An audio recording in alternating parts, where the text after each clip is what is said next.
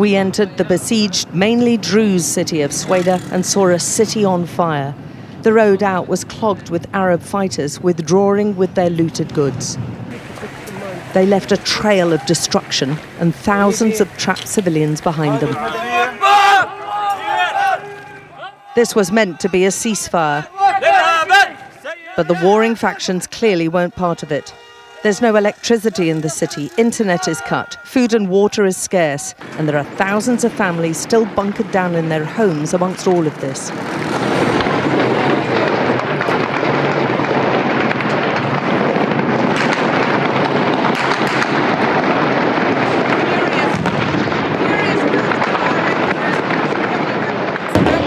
Furious amount of firing and some heavy weaponry coming in now.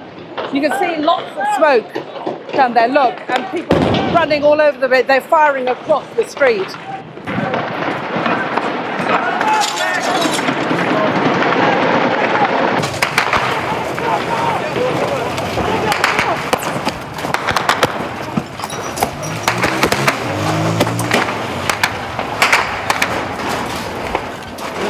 Well, it's absolute mayhem right now.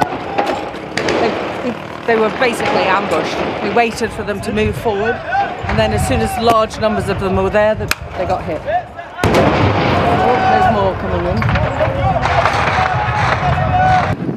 in. The Syrian president had sent his security forces to the south to prevent even more Arab fighters entering the city.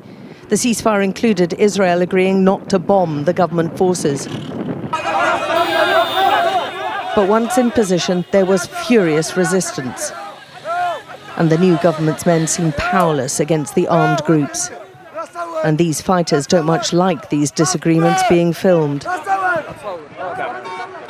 The streets of Suwayda city are strewn with the casualties of this orgy of violence, many with shots to the head, execution style.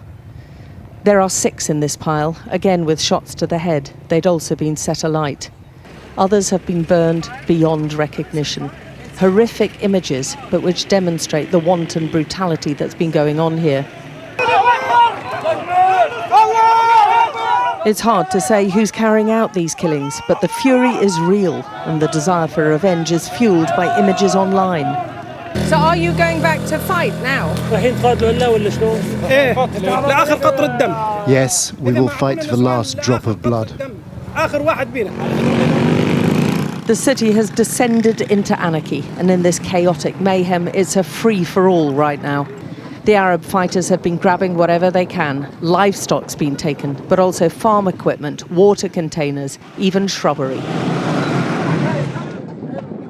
There are some attempts at trying to stop this pillaging from the Druze city, but there are far too few security forces to take on this mass marauding.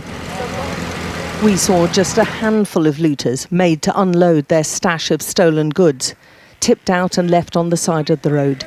There is going to be little to return to in parts of the city once the fighting stops. The Interior Ministry blames both sides, including the Druze faction led by Hikmat al-Hajri.